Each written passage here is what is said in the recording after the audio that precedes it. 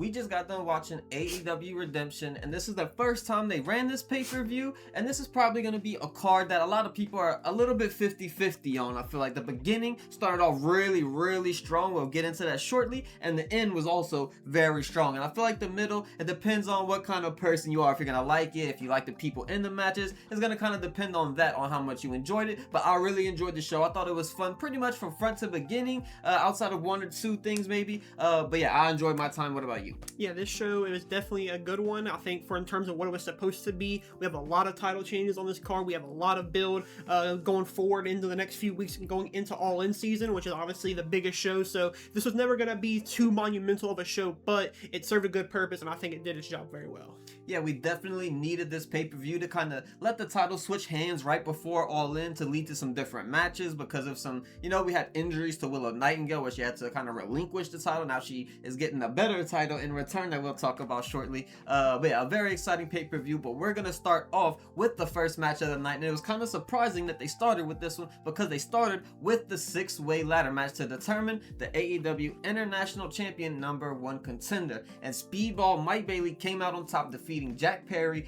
Beast Mortos, Commander, Nick Wayne, and El Clone. And pretty much for me, the 2 or 3 standouts from this match was Speedball Mike Bailey, obviously picking up the big win, but also Beast Mortos. I feel like he looked really strong. And then also Nick Wayne. It seems like he has some new gears. I really like this. Like, seems more baby facious, kind of like hopefully at least a more baby face run for him, because that's kind of what I've been looking for. A big baby face run where he can actually be successful, win some titles with a new group of people rather than just with Christian Cage. But yeah, he looked really strong. Speedball Mike Bailey came out on top, and Beast Mortos was also my 3 kind of MVPs from the match. They all looked really good. Yeah, this was a good way to kick off the show. Speedball obviously being the hometown favorite in this match, getting the win, setting up a match for him versus the winner of Fletcher and Bandito. And obviously we'll see where that goes, but it won't be at All In. He already said he won't be using that title opportunity then. We'll get it before then. So pretty cool there. Hopefully I don't think he'll end up winning it, but I'm sure we'll still get something for him at All In. I am glad to see both Beast Mortos and Commander back. They were dealing with some visa issues, but now they're back. This is I think the first time they were kind of really able to be used on AEW TV, so now the first time they had the opportunity to, they used them. And yeah, like you said, Beast Mortos had a great performance, and yeah, as well, also being a big fan of Nick Wayne, it was nice to see him on pay-per-view in a pretty cool spot. Obviously opening the show is always something that's pretty unique, so yeah, really cool match overall. And yeah, I think the right winner was chosen.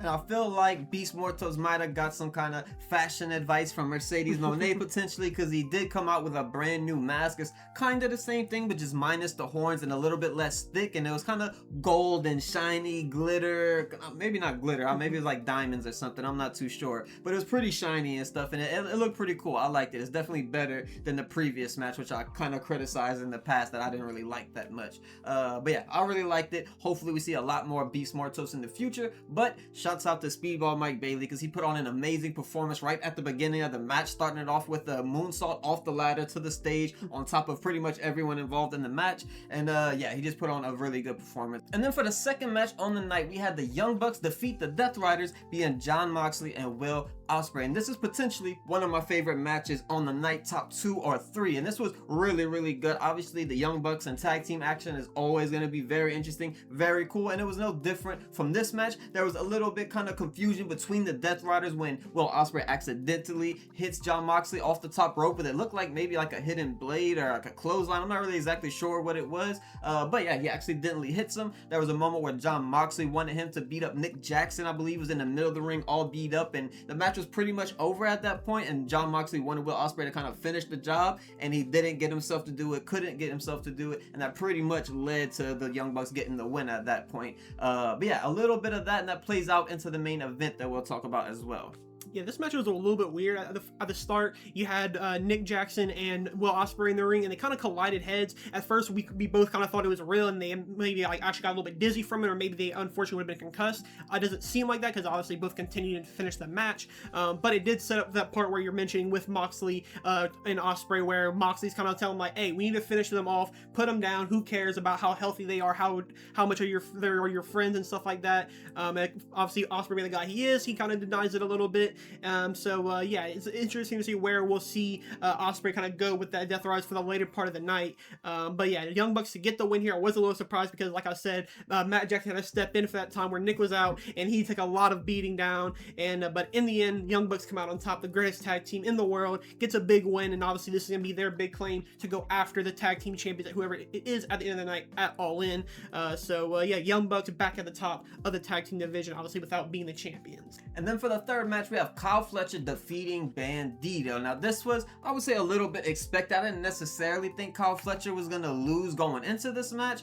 but this was very, very good, and I do think that it paid off and it was worth it to do, because this does seem like we could lead to some more Bandito versus Don Callis family, and it looks like we're going to head into that direction once Andrade's kind of finished dealing with him, I guess, at some point. But yeah, this was a very, very good match. Probably my favorite point in the match was there was a point where Bandito had Kyle Fletcher in a sleeper hold, and he's kind of trying to obviously choke him out, trying to get the submission, but Kyle Fletcher goes to reverse it and flip him over the top, but Bandito turns that into a 21 plex, and it was just an amazing moment. You don't really see sequences like that too often where you see him like bounce off the rope, so when he does the 21 plex, it's just like super unique and has grown to be one of my favorite moves. And it wasn't necessarily a 21 plex exactly because he had him in like the sleeper position, but it was pretty much the same thing. They called it something else on commentary, but I don't know what the hell that is, to be honest. Yeah, this match was a very fun one. Obviously, like you said, it didn't feel like the Bandito was going to get the win here. It felt like Fletcher was going to continue the momentum going into All In to defend that title, but I am glad he did pick up the win here. This was obviously always going to be a fun one of the better matches of the night, I think. I am glad that Bandito still got the opportunity to shine a little bit more. I think he took had a good portion of the offense, I would say, and yeah, I think he hopefully goes on after this. Either he does stick in the Don Callis family drama, or he does go on his own way, find a new route for All In, because I do want him to be heavily showcased at All In. I think he's had a great year, and he deserves to kind of pay it off at the biggest show of the year. Fletcher, obviously, I know he'll have a title match. It doesn't seem like it'll be Mike Bailey, but whoever he does go against, I just hope that it is something that is built up, because Fletcher deserves to have a bigger moment this year, because the last year, not being able to lose the TNT title to Dustin Rhodes was a little bit sucky for him. So this year I hope he has a big W. Yeah, I think the person I'm looking forward to seeing is potentially Swerve Strickland. We haven't seen him on TV in a few weeks. I'm not exactly sure why, if he's dealing with an injury or something. So if that's the case, then maybe we won't see it. But if it's not the case, then I would really like to see a Kyle Fletcher Swerve Strickland match. I think that would be very interesting and definitely an all-in worthy match. Up next, potentially my least favorite match of the night, and not even potentially, I'm just gonna say this was my least favorite match of the night, and that is the Dogs defeating the Bang Bang Gang, Jay White and Juice Robinson. Now, it wasn't really just that they defeated Jay White and Juice Robinson. Obviously, I'm a big fan of Jay White, but I feel like the match was just not it. I just really didn't feel the kind of, I didn't really feel the intensity of the match, and it didn't really kind of pull me into it and make me feel like, oh my God, this is a dangerous moment. This is a big thing. There's big implications. I didn't really feel anything to this match. There was no like real emotion going into it, and I feel like that really affected this match to me. Yeah, this one's really weird because obviously Bang Bang Gang and Jay White are kind of just like recently returning and stuff like that, so you kind of think that they'll get some type of momentum starting to build up, especially for the rest of the guys, because now that they're all together, it feels like this is the time to start really building on top of it. And I like Jay White, Juice, and Clark Connors, David Finlay, I'm still a little 50-50 on, but this match did just kind of suck. For a chain match, you definitely want it to be, like you kind of said, a bit more intense. You want it to be a little bit more brutal, but we didn't really get that from this match. It's a few cool moments, obviously manipulating the chain and kind of making sure the other partner can't get to the other guy, and that was fine, but overall matches didn't click for me at all. I did like the interference of the Death Riders kind of coming in to help the Dogs with the alliance they kind of have going on, but then helped have the Guns and the rest of Bang Bang Gang come out to equal it. So that part was kind of cool, but besides that, this match did kind of stink. 20 minutes is a bit long for these guys. This is, looking back on it now, I definitely felt like it should have been a pre-show match, unfortunately. Yeah, I think I've kind of just come to the conclusion, I'm not a real big fan of the Dogs in general. I'm not really a big fan of David Finlay, Clark Connors, nor Gabe Kidd. I feel like Gabe Kidd has some potential that's maybe untapped in AEW that maybe we'll get into a little bit later in his time there. But at the moment, I'm just not very interested in their matches. Haven't really interested me either. And I kind of feel the same way, unfortunately, about Juice Robinson. Not saying the match was his fault or anything like that. I'm not excluding Jay White from blame here because he was part of the match as well. But it does kind of feel like, I don't know. Like I said, I just wasn't really emotionally invested to the match. There was no intensity behind it. And yeah, they could do a better job kind of building the match up to the point of having a chain match in general, because I don't really feel like it was like necessary to kind of have the stipulation on it anyway. And up next, we have probably the most, maybe not surprising title change of the night, but the best title change of the night in my opinion. That is Maya World defeating Hikaru Shida. I've never been a huge fan of Hikaru Shida, and unfortunately, she kind of got the short end of the stick again. She is the shortest reigning TBS champion and the shortest reigning AEW World Champion now. So a little bit unfortunate for her, but I guess it's kind of just in the cards for her, unfortunately. That's just how she's booked in AEW. But on the bright side, Maya World looks like she's going to be a top star. And over the next few months, I would expect to see her on the higher levels of like a Willow Nightingale, Mercedes Moné in terms of her presentation, how she wrestles, and how much time you actually see her on TV. Because hopefully she's in that bigger spot, in that main event slot on Collisions and stuff like that potentially. We'll see more of her on pay-per-views as well, because she's definitely due for an all-in match now that she's a champion. Yeah, this one, I think the match itself wasn't the greatest of all time, but I do still like the structure of it. I love that Hikaru Shida was kind of playing the more veteran role and was able to kind of dominate a majority of the match, but Maya World being this kind of newer rookie who's just a real big underdog and was always been able to fight through everything, it feels like. And she played that role perfectly tonight. I'm glad that she did win. I wanted her to win. I had a feeling that she wasn't, because I feel like Shida did deserve to have a little bit of a longer title reign with this belt. But if Maya World was always going to defeat her, I think right now is a good time to do it going into All In. So yeah, big moment for her. I'm really happy for her. She's becoming one of my favorite people, not only in the women's division but just in AEW right now. So yeah, really glad that she's getting a lot of momentum. It seems like she's getting a lot more over with the crowd as well, which I think is a big point to kind of point out, that she is somebody that's still so young, is already getting there with the crowd. It seems like she will be one of the top stars in AEW probably by the time of next year. She feels like she will be in the world champion conversation, I think, once she drops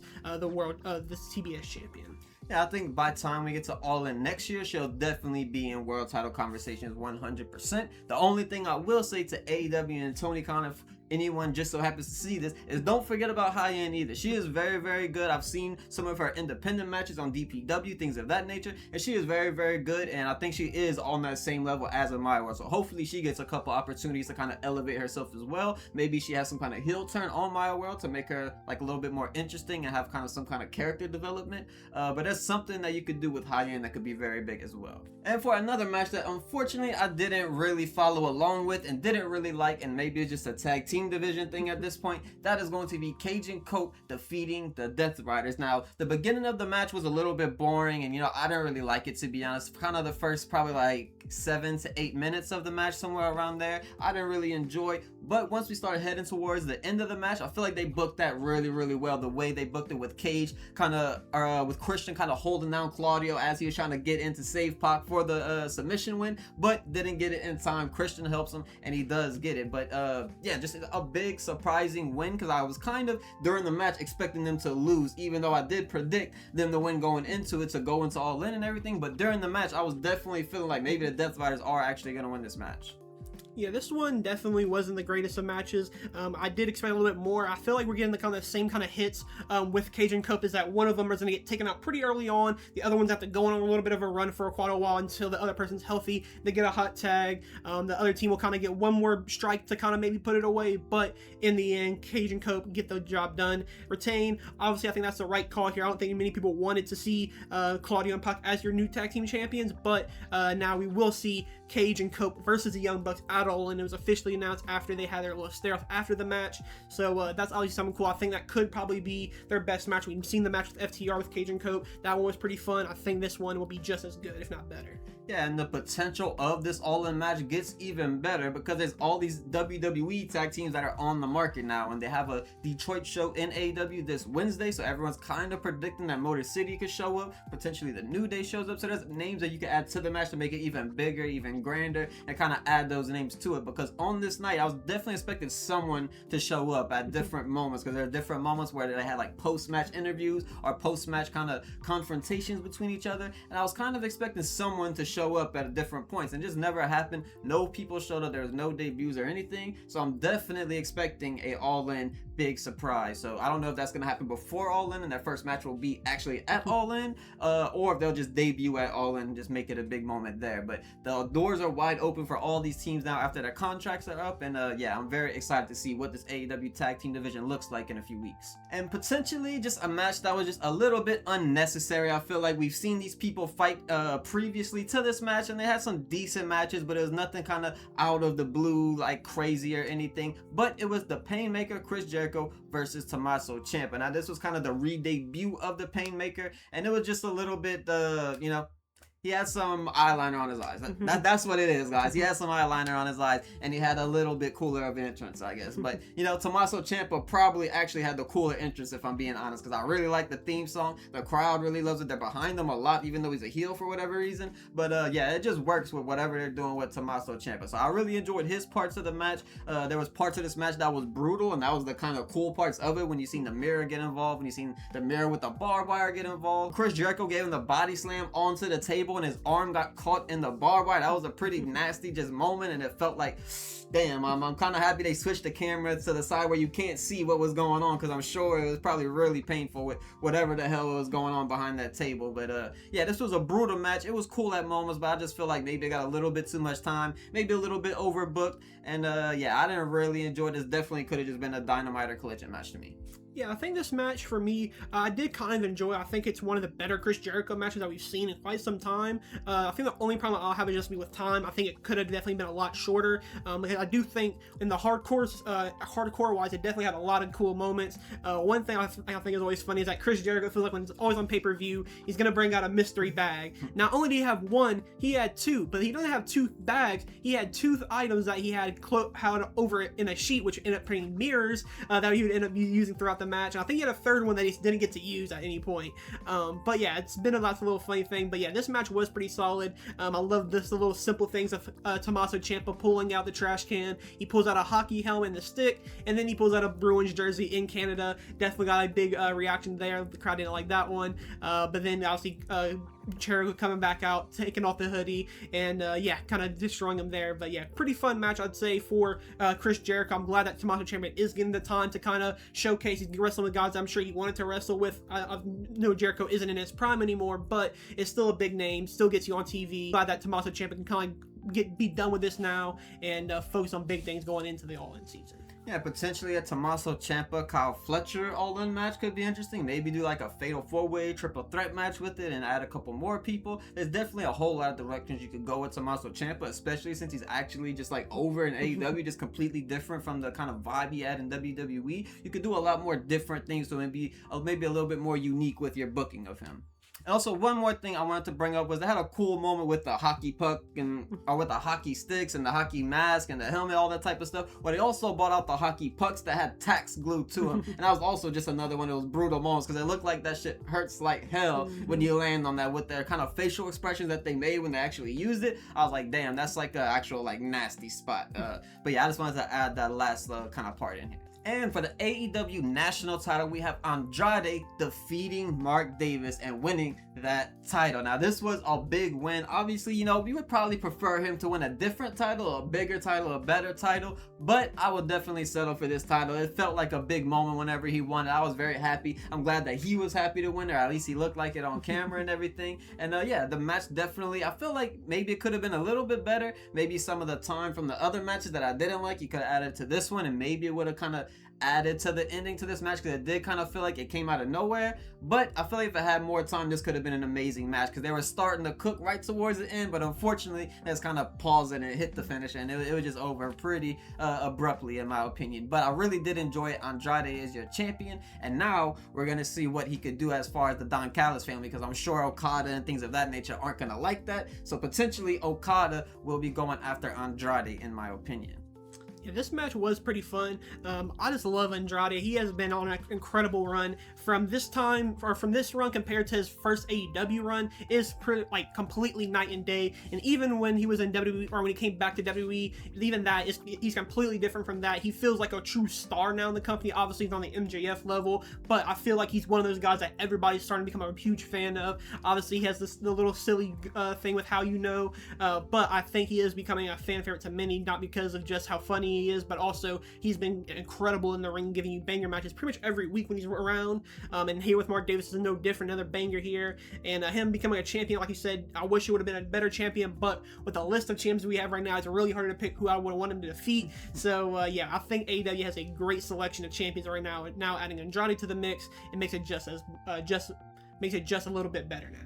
Yeah, going into All In, they definitely made the right choices in terms of who has the titles, and there's a lot of, like I said, potential booking decisions that they could do with this All In card, considering it's such a big moment. It's at Wembley. Tony Khan mentioned that this is going to be one of the last times they run it at Wembley for quite some time, so no telling when we'll see it. I'm sure the UK crowd, all that, they'll show up and be huge there, and yeah, I do expect them to put on these big, massive moments, and Andrade is one of those people that you could put in like a big 6-man ladder match and make it a big, exciting, crazy match that he actually wins and retains, and then becomes the star that we want him to be, because he is like right there to just being like that next level guy and being on the levels of Andrade. You just have to kind of pull the trigger on something unique with him, and I'm not exactly sure what that is, what kind of win he has to get, but I know AEW and Tony Khan can book that if they really want to. And now we're down to my last 2 matches of Redemption, and it's also probably my favorite 2 matches of the night. We have Willow Nightingale defeating Thekla, becoming the AEW Women's World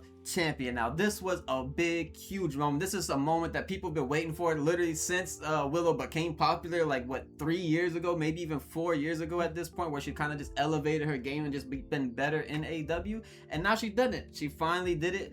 There was a lot of not a lot of distraction, but there was a Sky Blue kind of run in where she tried to help Thekla kind of pick up the win. Didn't really work out for her, obviously, but yeah, the main talking point that everyone's going to be excited for to see is Willow Nightingale being that AEW Women's World Champion. Yeah, I do believe this makes Willow Nightingale also the first Grand Slam champion on the women's side in AEW, now winning the World Champion, obviously the TBS Champion, and was your inaugural Women's Tag Team Champion. So having all 3 is obviously a great momentum or a great feat to accomplish in AEW, especially since she is one of the founders of the women's division in a way. So I'm real glad that she's been able to kind of stay afloat in all the women kind of going in and out at times. So I'm glad that she's still around, finally getting rewarded with the big one. Obviously, it's gonna be really hard to see who comes out on top at All In with her going against Mercedes now, but I do think she can pull out a win, and yeah, hopefully Willow Nightingale continues to be as great as she is, and yeah, great match as well. But we're on to the main event, the big match that everyone was waiting for. Will they be a big surprise World Championship change right before All In? No, Kenny Omega does retain, of course, because he is one of the GOATs of professional wrestling, but he does defeat Kevin Knight after a kind of rocky moment at the end where it did look like Kevin Knight was going to get the win. Even at the start, he starts off hitting him with the belt, choking him with the wrist tape, and it did kind of have a lot of momentum going into Kevin Knight, and there was a few moments where I definitely bet that Kevin Knight was going to win, but of course, Kenny Omega comes out on top and gets the win. Yeah, this one was definitely one that obviously it's really hard not to be extremely excited for this one. Kevin Knight is at his peak right now, and Kenny Omega is obviously still going to give you a 5-star match any day of the week. And yeah, when they clash, it was definitely very good. I think I thought it may have been a little bit better, but still, with saying that, it's still an amazing match. Kenny picking up the win obviously is the right call. Going against Ospreay now just makes him a little bit more sense. But Kevin Knight obviously keeping the momentum. I don't know where he's going to go with him and the Don Callis family. Obviously, it seems like he wants to kind of get out of it and get away from it. But at the same time, he is still a heel. Who knows where he'll go after this. I feel like he'll obviously be defending the TNT champion a little bit more regularly going into All In. But yeah, who knows who will face there. But Kenny Omega isn't done yet for the night because of Death Riders, and Ospreay will have to come out later. So after the match, as Kenny Omega is celebrating, we unfortunately see that Death Riders come out, and he gets attacked by all of them. Wheeler, Danny, Claudio, Pac, all are up there. Moxley comes in, and they're about to attack Kenny, or they're about to attack him and stuff like that, but The Young Bucks come out first and they try to fend him away, but they're no match for all the members. Then they get the chair around Kenny's neck, and Claudio's about to do his kind of signature almost double stomp on the chair to kind of take off Kenny's head. But before he could do it, Will Ospreay comes out, runs in, and it's kind of like, what the hell are we doing? He kind of is like, no, stop it. Will usually tries to kind of like pull him away and kind of give him a hug to kind of distract him a little bit. And as Claudio's about to do it, Ospreay jumps back in, he hits him, he kind of pushes him out the way, and then we see them all kind of be like, what the hell are we doing now? Ospreay kind of pushes them all out the ring. Then they all get out, he takes the chair away, Moxley gets in the ring, and he kind of a little stare off, kind of saying like, look, this is what we need to do if you want to win the world champion at All In. Make him not even be able to show up at All In. And eventually Ospreay gives the chair back to Moxley. They throw it out the ring,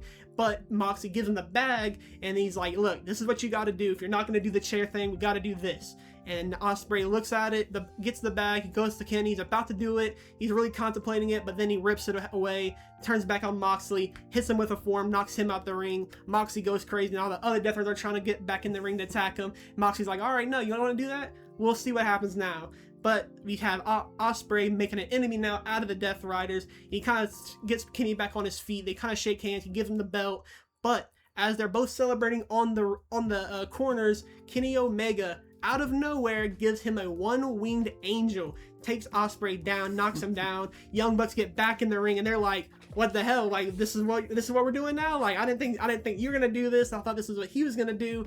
But Kenny Omega kind of turns heel, I guess, on Ospreay, and it looks like it's gonna be Ospreay as your babyface and Kenny Omega now as your heel. Yeah, it was a little bit surprising. I was never a big fan of this whole Ospreay Death Riders angle. I've pretty much said that from the beginning. I just didn't like it. I didn't feel like it made sense considering Moxley was the one that injured him. So this is kind of what I was looking forward to, was seeing him have this big moment of leaving the Death Riders and turning babyface before All In specifically. But they did it in just this kind of, I don't want to say a weird or awkward way or something, but it's definitely an untraditional way of doing like a double turn almost, where Ospreay was not necessarily a heel, but he was definitely heelish at the very least, and now he's babyface. He helped out Kenny Omega, then Kenny Omega turns heel with the one-winged angel, and then you're kind of left thinking, well, is Ospreay gonna be heel because of what Kenny did, or is Kenny the heel because of what Ospreay was going to do? So it's kind of like this weird booking thing where maybe Kenny won't be the heel and Ospreay will be, or like you said, maybe Kenny is just going to be the heel and he's just going to go back to what he's used to doing, and Ospreay is just going to go back to what he's being, and that's the babyface. So I don't really know exactly how they're going to kind of build this feud out going into All In, but I'm very excited to see it. And this Wednesday, I'm definitely going to be tuning into Dynamite, because there's going to be something very exciting and something cool happen on this Dynamite 100% between Ospreay and Kenny Omega, whether it's a promo or a segment, whatever it might be. There's definitely something big on the horizon. I'm just not really sure what that is with the way this story is going at the moment. Yeah, now that the match is official, it is a great way to kick it off, and hopefully these next few weeks, with the exchanges we get to them, kind of feels like the shades of the matches at Forbidden Door, the intensity they had with each other in the press conferences and in their interviews, and going back to even Wrestle Kingdom when they had their match. There was a lot of intensity, real hatred between it felt like, and hopefully that gets kind of reignited between the two for the build up this match to be as great as it already will be, because you know the in-ring will be fine. It's more about how we're going to get there in the meantime. Yeah, they definitely have a really good starting point to that build with what they did tonight. I'm very interested. I don't know if I like it or hate it or love it. I don't really know how I feel about it. I'm gonna kind of wait until Wednesday to make my decision on exactly how I feel about what happened at the main event. But as of right now, I definitely enjoyed it. It was entertaining and it's leading to a lot of questions. So I guess they did their job. But that's gonna wrap it up for AEW Redemption 2026. This was the first time they ran this pay-per-view, and this is definitely one that they should run in the future. I enjoyed it. I feel like it's a good little buffer between All In. Hopefully they run it again next year, but we appreciate you guys for watching. Let us know what you think about it in the comments below, and we'll see you guys in the next one.